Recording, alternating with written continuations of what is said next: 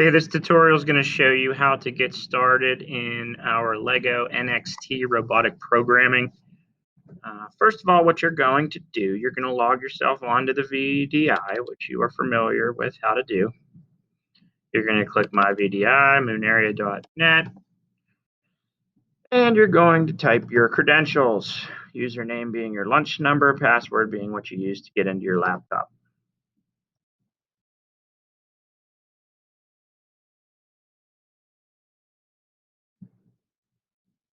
Click on your middle school.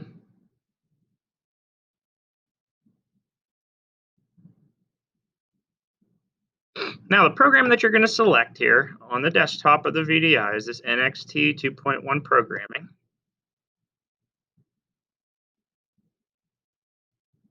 Now, it opens up a Getting Started screen. Real important that we do this correctly, especially since we're on the VDI. We need to make sure that this is saved in your MS Tech Ed drives. The first thing you're going to do, you're going to call this your name, and whatever you want to call the program. In this case, we'll call it Square, but a couple different challenges. Just name it appropriately. Click Go.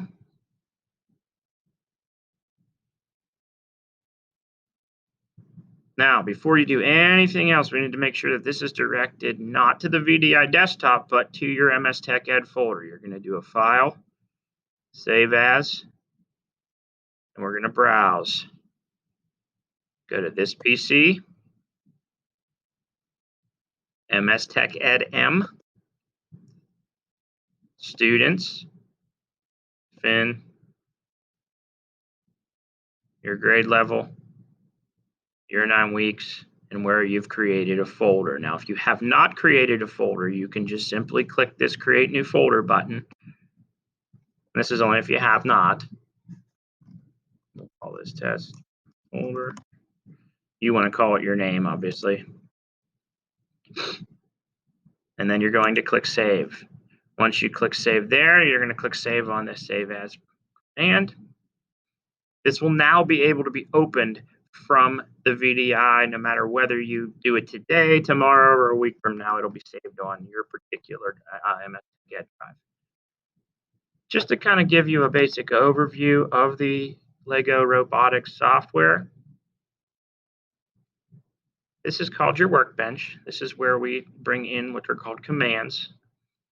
Commands can be move. You can have different sounds, different what are called wait commands, depending on the different sensors that we're going to use. Loop command is just pretty much repeats. And we have a couple switch commands. So really, you're just going to initially concern yourself with following some of the tutorials that are in here in this particular program. And those are located on what's called the Robot Educator Common or Complete palette. So we can start off here with the Common palette. And really, the first one I recommend that you do, just to kind of get your feet wet here, has to do with Drive-In Square.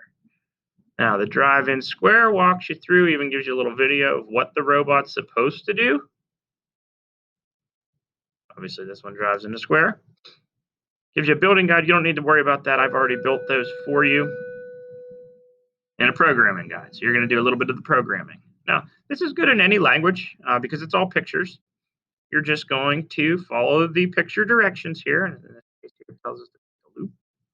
Drag it out to your workbench. Go to the next step. Change it to count of 4. So we're going to change this to count. This is called your durations. 4. Next step. You're going to drag one of your motor boxes in here.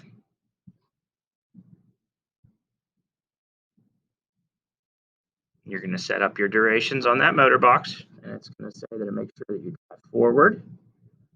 They're going to ask you to set the power to 75.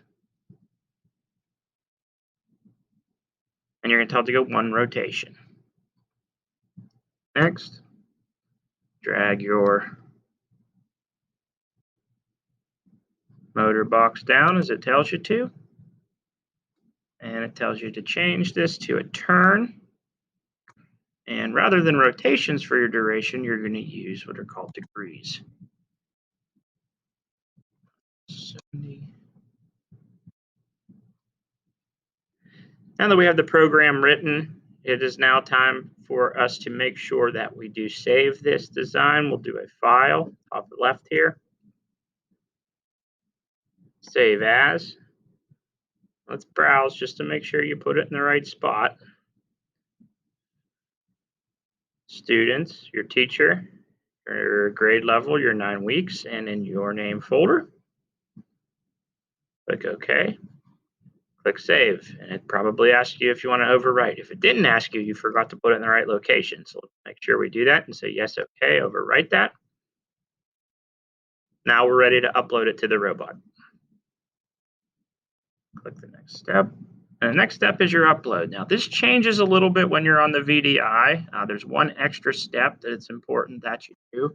First of all, I'll tell you, and you won't see this on the tutorial, but I'm going to tell you to take one of the robots, the NXT robots, plug it in with the USB controller that we've given you, the USB cable, and turn it on.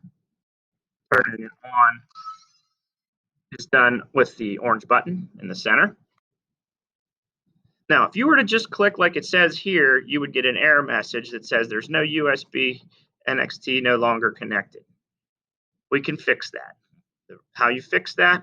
Up here on the VDI, there's a drop down that says connect USB device.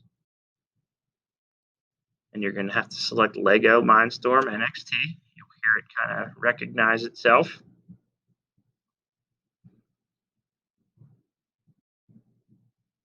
And now you can upload your program. Now you can take your bot over to one of the tables that we have set up, and you can look for your program. And you can do that through the My Files,